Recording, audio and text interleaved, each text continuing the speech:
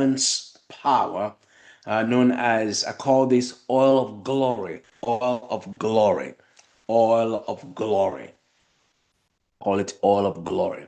I will be elaborating on the significance and application of the anointing oil within the Israelite community as delineated in the books of Exodus, Leviticus, and part of the book of Numbers. I'll have the scripture reference for you later that I'll be bringing up on the screen for you to reference for yourself. Now, and it this is and it's up again, like I said, I'll be lecturing on this and its continuum in the New Testament.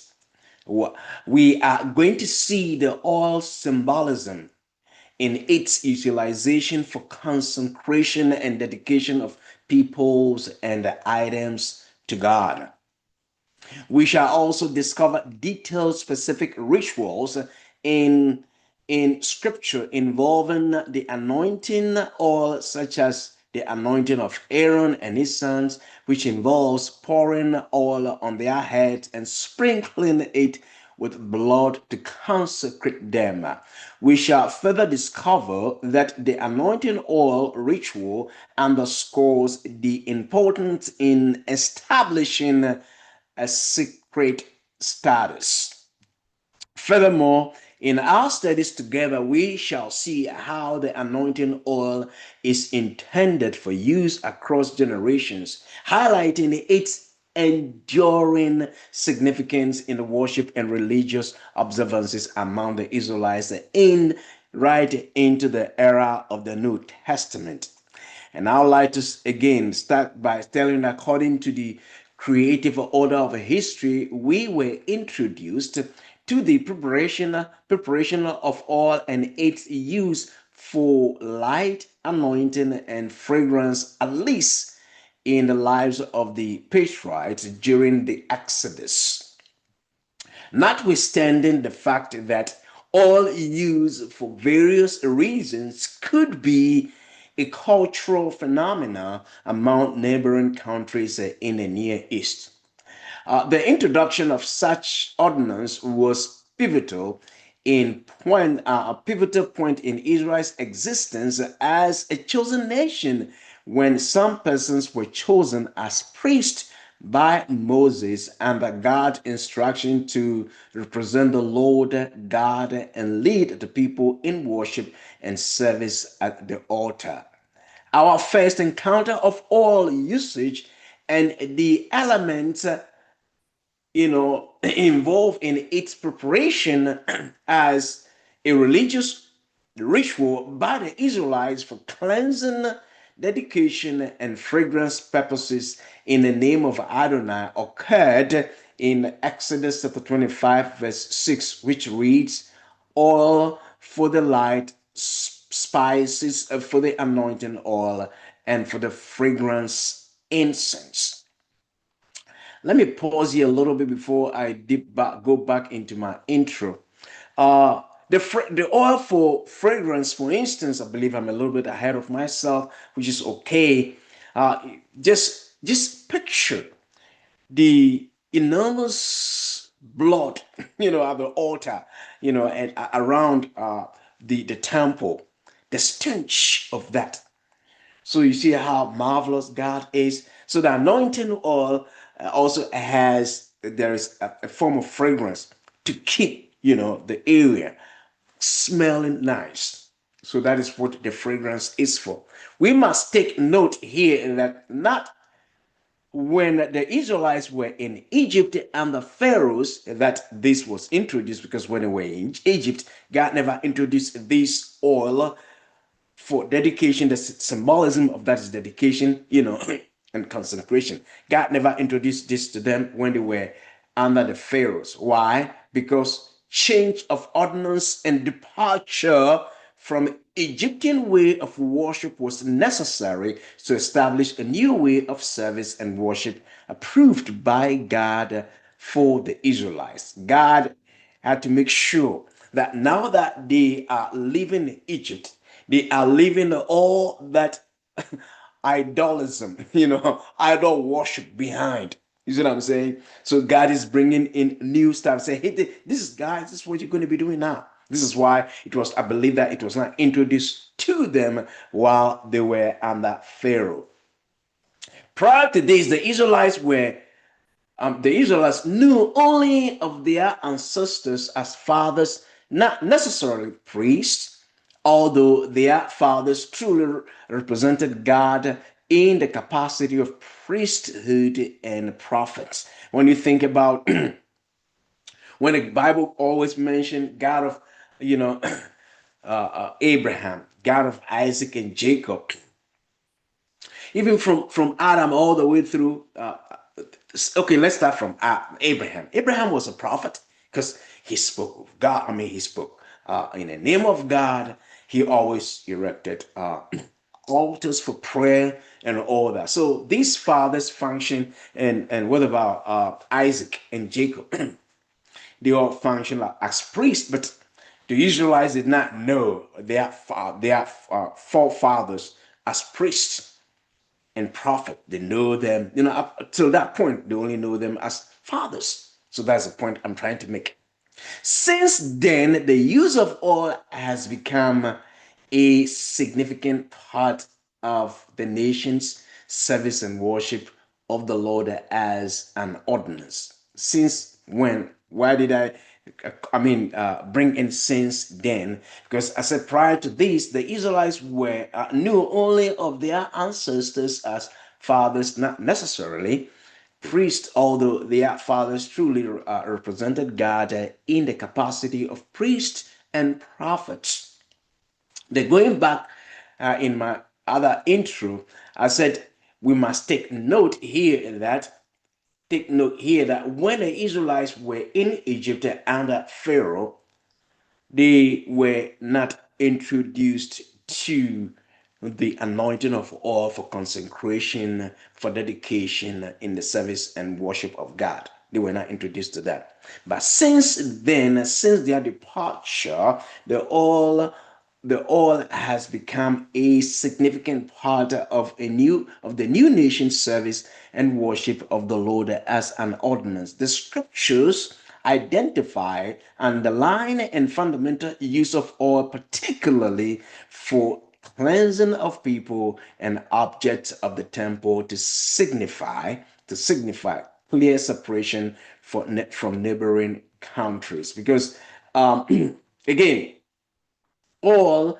could be used in the Near East by the neighboring nations for various, purposes. But in the life of the Israelites, God introduced the use of oil for dedication, consecration, the significance of that is separation.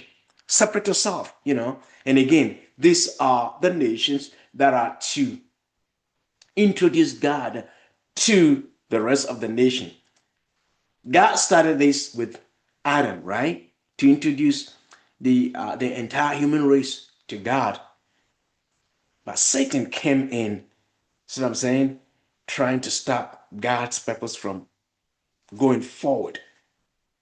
God, on and on. God looked for people. God saw Noah, So when God destroyed the entire by the deluge, he preserved 8 individuals, right? Noah was the leading figure. When that was over, God still couldn't find anyone. God still, looking for. So again, the nation of Israel, was. Oh, let me pause here briefly. Something that probably is a digression, but I believe something that you may want to know. Um, the Israelites, they were not just 12 people. They have a sister. They have a sister. But God did not include a lady.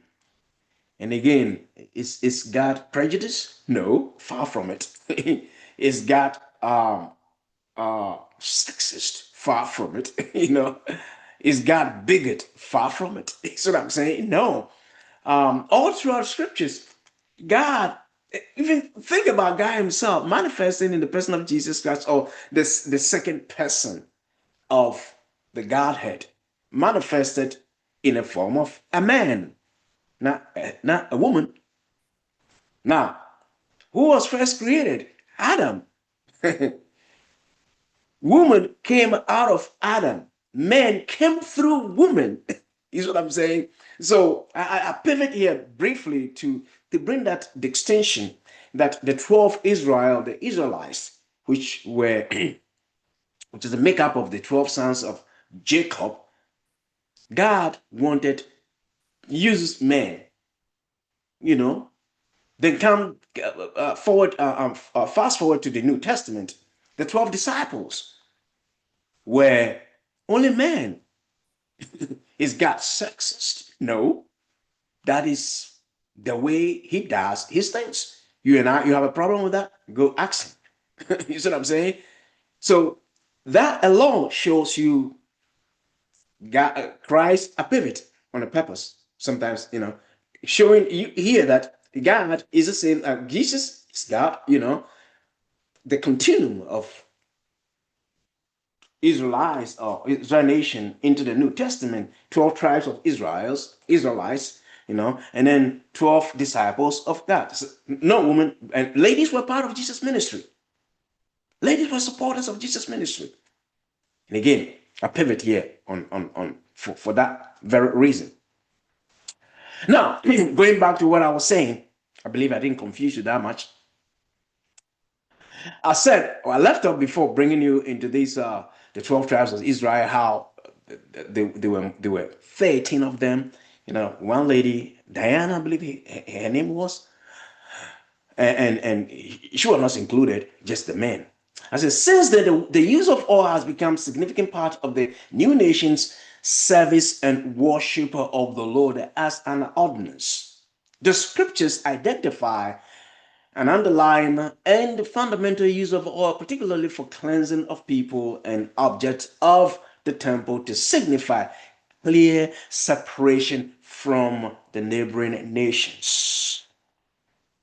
The requirement of animals' blood for atoning purposes was used together with oil. We're going to see that.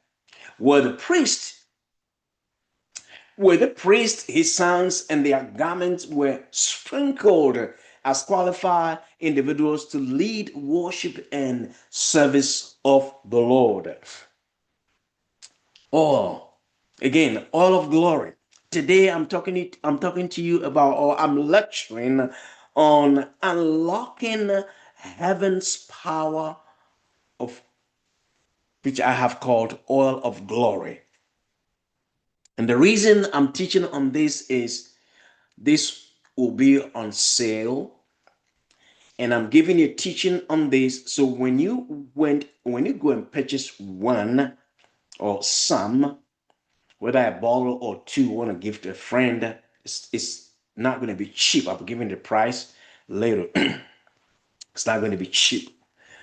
So you know that these are rooted in the Bible. Now, again, I want to repeat myself here. I said the requirement of animals' blood for atoning purposes was used together with oil. How was that you're going to see in scripture? Where the priest, his sons, and their garments were sprinkled as qualified individuals to lead worship and service of the Lord. Now, in Exodus chapter 29, verse 7, this is what the Bible says. The anointing oil poured it on his head and anoint him. Who? The priest. The priest. Take some of the blood that is on the altar and some of the anointing oil and sprinkle them on Aaron, his garments, as well as his sons and their garments. In this way, he and his garments will become holy, as well as his sons and their garments.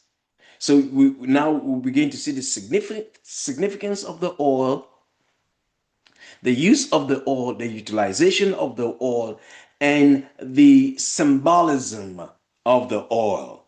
You see what I'm saying? Now, I said a little bit earlier that this is continuum, okay? In that The principles remain the same. We can deprive ourselves of some of these things if we neglect them. Would that lead to our salvation? No. Do you have to anoint yourself with oil in order for you to go to heaven? No. That's not what the Bible says. The Bible says we should confess Christ as our Lord and Savior, believe in our hearts that He died and rose again on the third day, and the deal is sealed sincerely. So is this anointing oil gonna help you get rid of your medication? I don't know. I have no idea.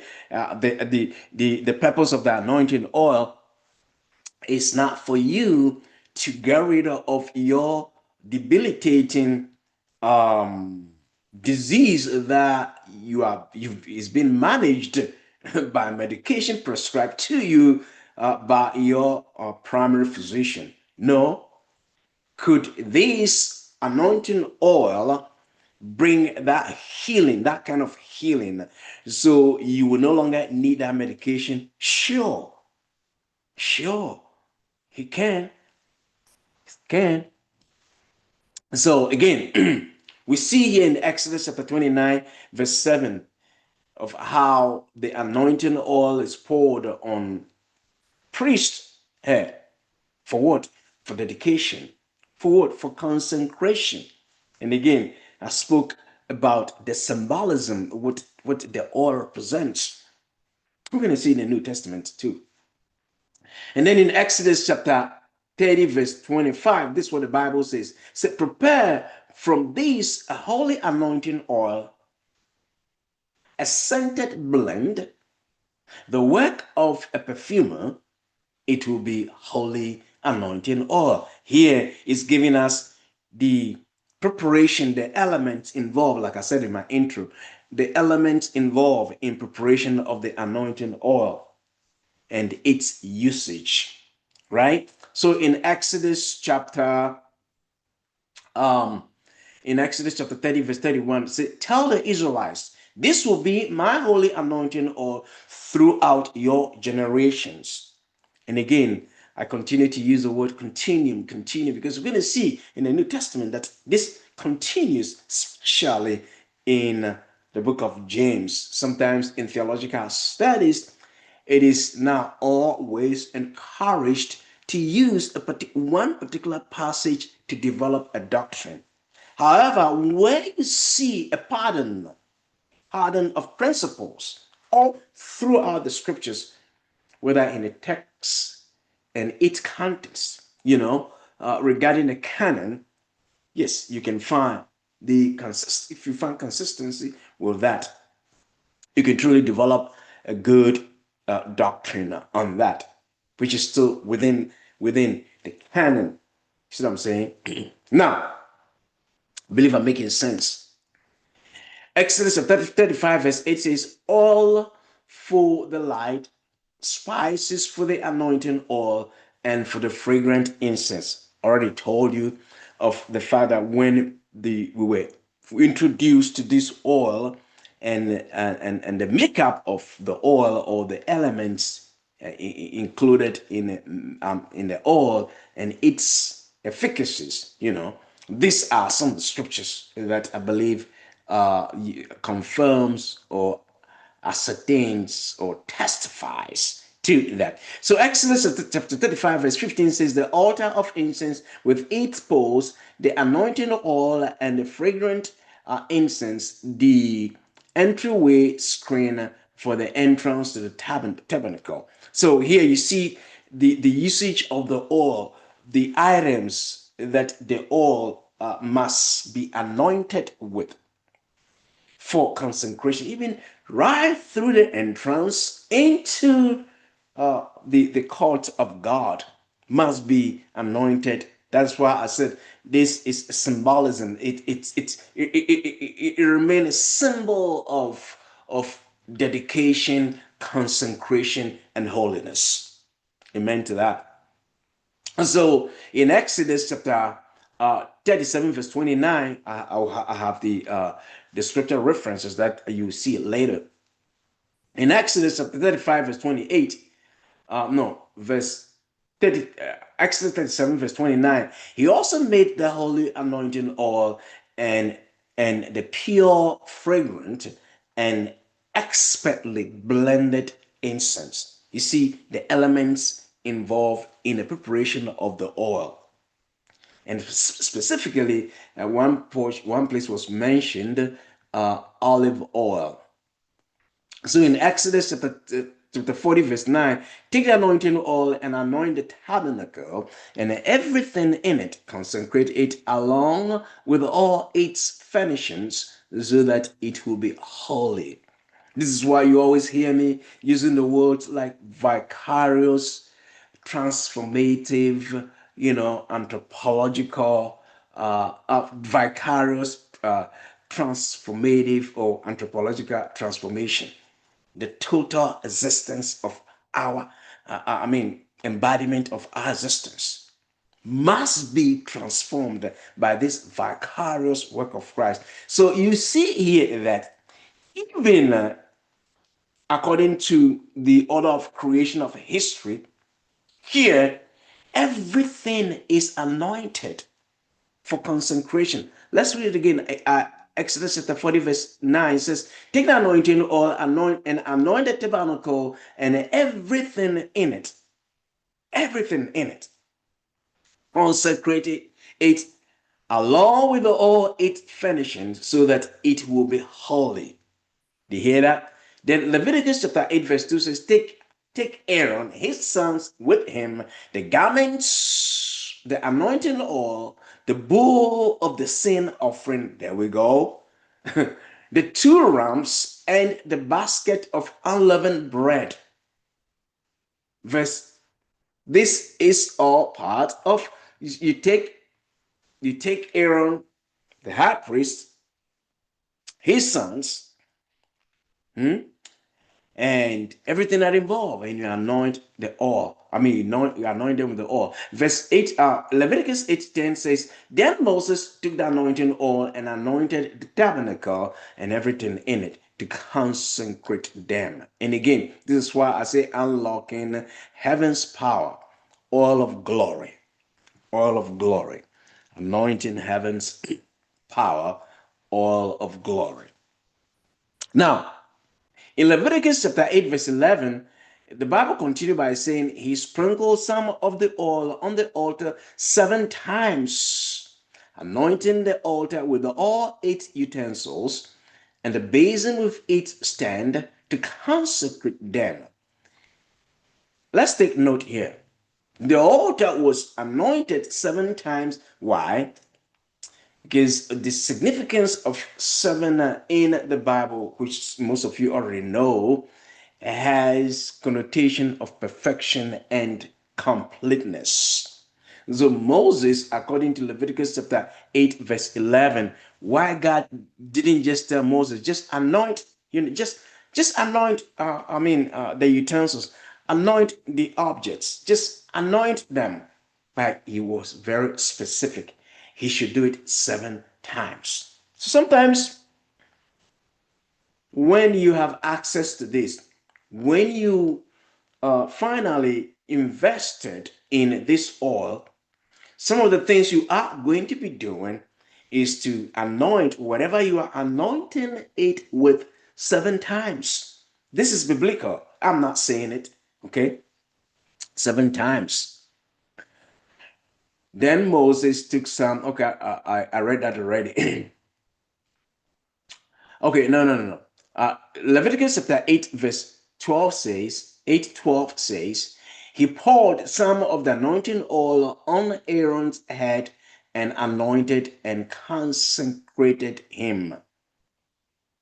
Then Leviticus chapter 8, verse 30 says, then Moses took some of the anointing oil and some of the blood that was on the altar and sprinkled them on Aaron and his garment, as well as on his sons and their garments. In this way, he consecrated Aaron and his garments, as well as his sons and their garments.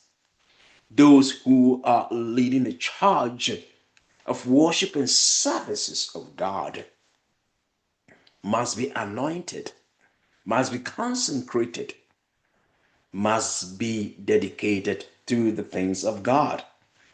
Fast forward to the Christianity. You and I are anointed by the blood of Jesus Christ.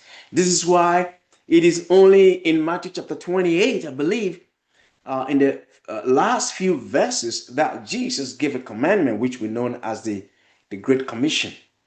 By the way, let me digress here a little bit too. In the Old Testament, we have what is known as the Great Mandate or the Dominion Mandate, when God asks, our progenitors to dominate and subdue the earth. So that was a dominion mandate. I did a teaching on that sometime, and you find it on YouTube somewhere. It's a lot of.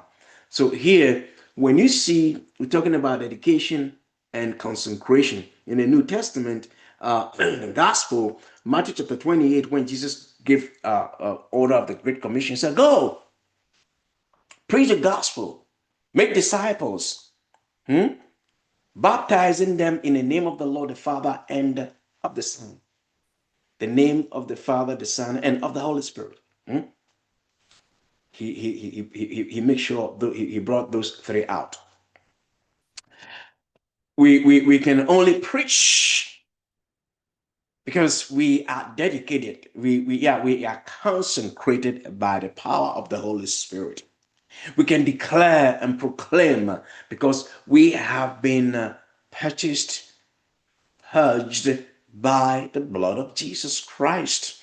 So we see here in Leviticus chapter 8 verse 30, that's what's happening here. And then Leviticus chapter 10 verse 7 says, "You must not go outside of the tabernacle to the tent of meeting, or you will die. For the Lord's for the Lord's anointing oil is on you." So they did as Moses said. Note, what I have a question mark. I say, why Aaron was instructed not to go outside of the entrance of the tent of the meeting? We may find the answer in Leviticus chapter 21, verse 12. He must not leave the sanctuary, or he will desecrate the sanctuary of his God. For the consecration of the anointing of oil of his God is on him. In other words, you can never leave, or do anything without that anointing, without being consecrated, without you being dedicated to the things of God. I believe that is what is saying there. Then, before I give you the other passages, let me give you some visuals that I have here, which will be very helpful to you. I've talked about what is all the biblical significance and application of the anointing oil is, again, particularly delineated in the books of Exodus and Leviticus. And I left out Numbers. You find Numbers chapter 4 verse 16 in there. So that is what this oil is for. Okay. Now, another visual I want to bring to your attention: the purpose of the anointing oil is described as sacred, utilized to consecrating individuals, priests, items, tabernacle, furnishings, signifying holiness and dedication to God. I read that in scriptures, but I didn't bring the visuals to your attention. And again, so when you anoint, you use this oil for anointing. This is what you expect. That's the purpose. That is what you expect. Okay? Or that is what to expect. I believe I'm giving you something here. Another visual I want to bring to your attention is, now we are now in a New Testament use of the anointing oil, which I'm going to be reading scriptures to you. The New Testament of the use of an anointing oil, we find that in Mark chapter 6, verse 13, which was driving out many demons, anointing many sick people. So on the oil, I have here um, oil of glory for healing slash for slash drive out unwanted spirits. That's what I have on here. It's coming from this particular passage of scripture. This is what the Bible says in Mark. Let me read Mark chapter 6, verse 13 to your hearing. And they were driving out many demons, anointed many sick people with olive oil, and healing them. This was when Jesus discharged them, to go out there. Something else I want to bring to your attention. Another visual before I bring another before. Okay, let's now call for elders in the church to pray over the sick and anoint them with olive oil in the name of the Lord. We find that in James chapter 5, verse 14. James 5:14. This is what James 5:14 says. Um, is anyone among you sick? He should call for the elders of the church, and they should pray over them after anointing him with oil, with olive oil, in the name of the Lord. This is the New Testament. This is the New Testament. All right. So far we see here that specific rituals and detail are detailed, including the anointing of Aaron and his sons, which involves pouring oil on their heads and sprinkling with blood to consecrate them. This ritual emphasizes the importance of the oil in the establishing a sacred status. Have we been spiritually cleansed by the power of the blood of Jesus Christ? Holy Spirit is always also a symbol of oil. Whenever you have the sense of the Holy Spirit. Now, the as I read to you from James chapter 5 verse 14, uh, calling for the elders, calling for the elders. You may ask, or you here we see the sick has been taken care of by combination, or this is my statement, combination of prayer and anointing oil, scripture as scripture prescribed. Now you may ask, or you may say, the Bible clearly, or minister, the Bible clearly states that to call for elders of the church. Are you my elder? Excellent question. Excellent question. As an ordained minister, I have prayed over this oil as prescribed by scripture. Therefore, whenever you apply it, you are simply believing and following the scriptural manual contained in a text of the canon. So whenever you purchase this and oil, purchase this oil and apply for whatever reason you have purchased it for, whatever reason you are anointing in for, you are believing based on James chapter 5 verse 14 and that of Mark that I read to you earlier. I use this oil myself. I use it myself.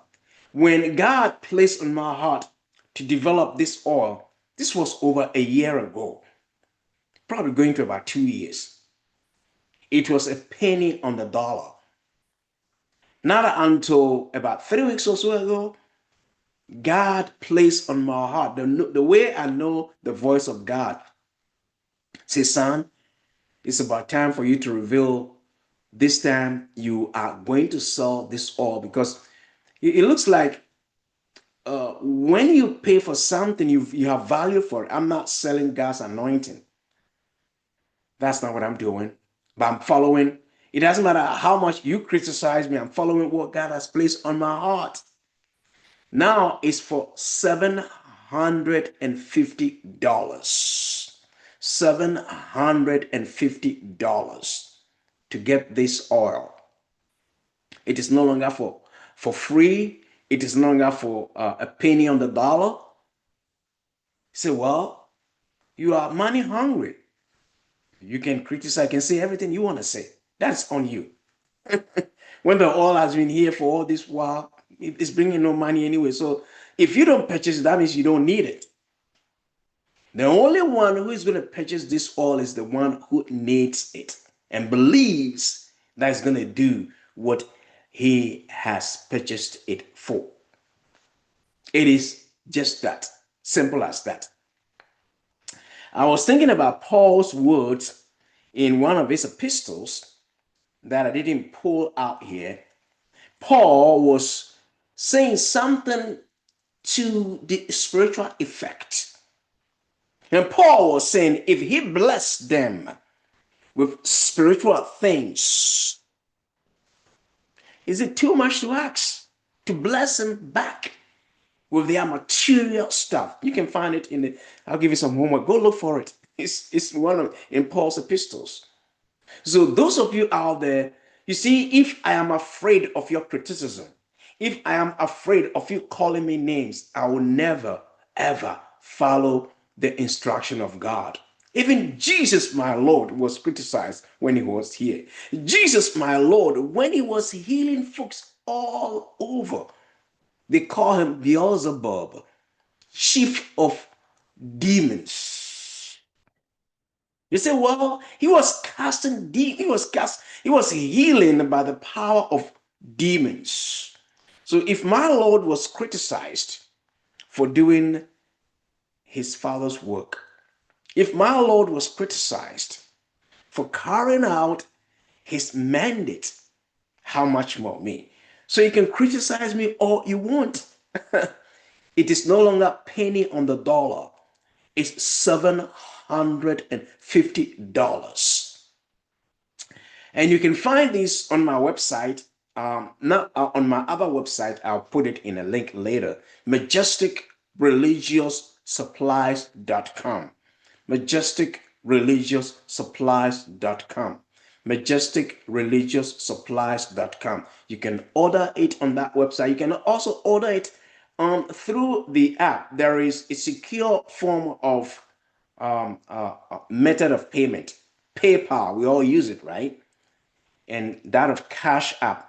I'm going to talk to my bank and see how I'm going to have Zelle available without revealing my, other stuff. I'll find out if that is possible. I'm also going to see if it will be possible for me, because there's also another secure form of method of payment on VMI VG website. I believe I couldn't come up with any name because every name has been taken. I've also found, but you finally have it on majesticreligioussupplies.com, my private website. There you can find it. You need one, you can reach me, and then in the near future I would throw in some some freebies that I'm trying to come up with. Maybe my book will be part of that. I haven't made that completely come up to that yet, but what I believe I had in my spirit is when you purchase two, no, when you purchase two, you can have one for free. I believe, yeah. When you purchase two, meaning you spend $1,500 on two, you can have one for free, one in addition for free. And so that is now at least you have some level of understanding of what this oil is for. So what have we studied so far as this oil is concerned? This oil is concerned. Let's recap here. Talk about all of glory, unlocking heaven's power. All of glory, powerful anointing oil available for sale. this performs incredible healing and capable of driving out unwanted spirits. That is what the oil is for. I talk about the biblical significance and application of the anointing oil is particularly clearly delineated in the books of Exodus, Leviticus, and Numbers. Not the full Numbers. Then I also bring to your attention about the purpose of the anointing oil. Then I spoke to you about the New Testament use of the oil, how it has the capability of driving out evil spirits. Then I spoke to you about, again, from the New Testament perspective, how prayers and anointing of oil, as you call on the elders of the church. Then I spoke to you about the fact that you may say, well, the scriptures are very clear about the fact that you should call on elders, and you are not my elder. And I say, well, as an ordained minister, I did not call myself. I am ordained. As ordained minister, I prayed over this. Oh, a lot of labor went into this. A lot of prayer and fasting went into this. I didn't just pour oil into this bottle. I won't tell you how many days I fasted, but a long period of prayer and fasting went into this oil development. Yes. And so I believe it sincerely, strongly, that when you believe this and you purchase one, it's going to perform miracles for you. And we're going to hear the testimonies. Now, here are some of the scriptural references that I have on board. You can look for some yourself. Exodus chapter 29, verse 7 and 21. Exodus chapter 30, verse 25 and 31. Exodus chapter 31, verse 11. Exodus chapter 35, verse 8, verse 15, verse 28. Exodus chapter 37, verse 29. Exodus chapter 39, verse 38. Exodus chapter 40, verse 9, Leviticus chapter 8, verse 2, verse 10 to 11, Leviticus chapter 8, verse 30, Leviticus chapter 10, verse 7, and Leviticus chapter 21, verse 10 and verse 12. These are what you have again and again. Today's teaching is on all of glory, unlocking heaven's power through this oil. God bless you. God richly bless you. Go nowhere. I want to just go nowhere. I just want to us to go into today. I am lecturing on a message I have entitled Unlocking Heaven's Power. Unlocking Heaven's Power, known as, I call this oil of glory, oil of glory, oil of glory. Call it oil of glory. I will be elaborating on the significance and application of the anointing oil within the Israelite community as delineated in the books of Exodus, Leviticus, and part of the book of Numbers. I'll have the scripture reference for you later that I'll be bringing up on the screen for you to reference for yourself. Now, and this is and it's again, like I said, I'll be lecturing on this and its continuum in the New Testament. We are going to see the oil symbolism in its utilization for consecration and dedication of peoples and items to God.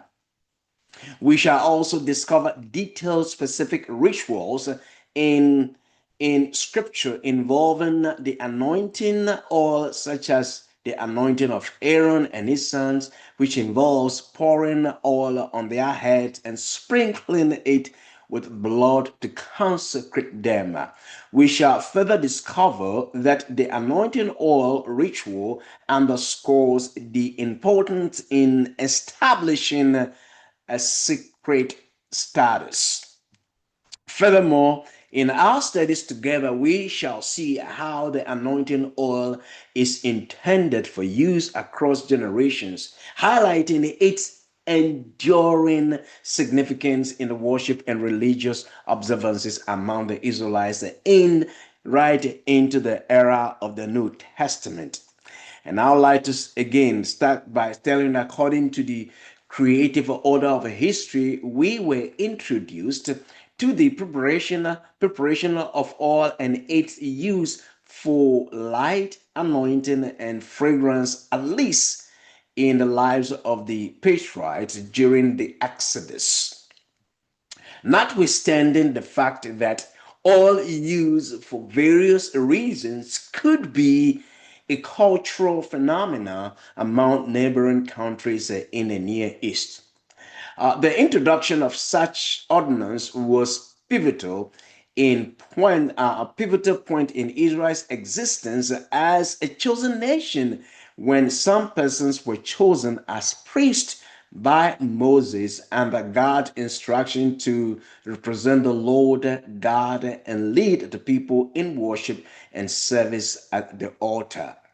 Our first encounter of oil usage and the elements involved in its preparation as a religious ritual by the Israelites for cleansing, dedication, and fragrance purposes in the name of Adonai occurred in Exodus chapter 25, verse 6, which reads, oil for the light, spices for the anointing oil, and for the fragrance incense. Let me pause here a little bit before I go back into my intro. The oil for fragrance, for instance, I believe I'm a little bit ahead of myself, which is okay. Just picture the enormous blood, at the altar, and around the temple, the stench of that. So you see how marvelous God is. So the anointing oil also there is a form of fragrance to keep, the area smelling nice. So that is what the fragrance is for. We must take note here that not when the Israelites were in Egypt and the pharaohs that this was introduced, because when they were in Egypt, God never introduced this oil for dedication. The symbolism of that is dedication, and consecration. God never introduced this to them when they were under the pharaohs. Why? Because change of ordinance and departure from Egyptian way of worship was necessary to establish a new way of service and worship approved by God for the Israelites. God had to make sure that now that they are living in Egypt, they are leaving all that idolism, idol worship behind. You see what I'm saying? So God is bringing in new stuff. Say, hey, this is guys, this is what you're going to be doing now. This is why I believe that it was not introduced to them while they were under Pharaoh. Prior to this, the Israelites knew only of their ancestors as fathers, not necessarily priests, although their fathers truly represented God in the capacity of priesthood and prophets. When you think about when the Bible always mentioned God of, you know, Abraham, God of Isaac and Jacob, even from Adam all the way through. Okay, let's start from Abraham. Abraham was a prophet because he spoke of God. I mean, he spoke in the name of God. He always erected altars for prayer and all that. So these fathers function, and what about Isaac and Jacob? They all function as priests, but the Israelites did not know their forefathers as priests and prophet. They know them, up till that point, they only know them as fathers. So that's the point I'm trying to make. Since then, the use of oil has become a significant part of the nation's service and worship of the Lord as an ordinance. Since when? Why did I bring in since then. Because I said prior to this, the Israelites were knew only of their ancestors as fathers, not necessarily priests, although their fathers truly represented God in the capacity of priests and prophets. Then going back in my other intro, I said we must take note here that when the Israelites were in Egypt under Pharaoh, they were not introduced to the anointing of oil for consecration, for dedication in the service and worship of God. They were not introduced to that. But since then, since their departure, the oil has become a significant part of the new nation service and worship of the Lord as an ordinance. The scriptures identify, underline, and fundamental use of oil, particularly for cleansing of people and objects of the temple to signify clear separation from neighboring countries. Because again, oil could be used in the Near East by the neighboring nations for various, purposes. But in the life of the Israelites, God introduced the use of oil for dedication, consecration, uh, the significance of that is separation, separate yourself, and again, these are the nations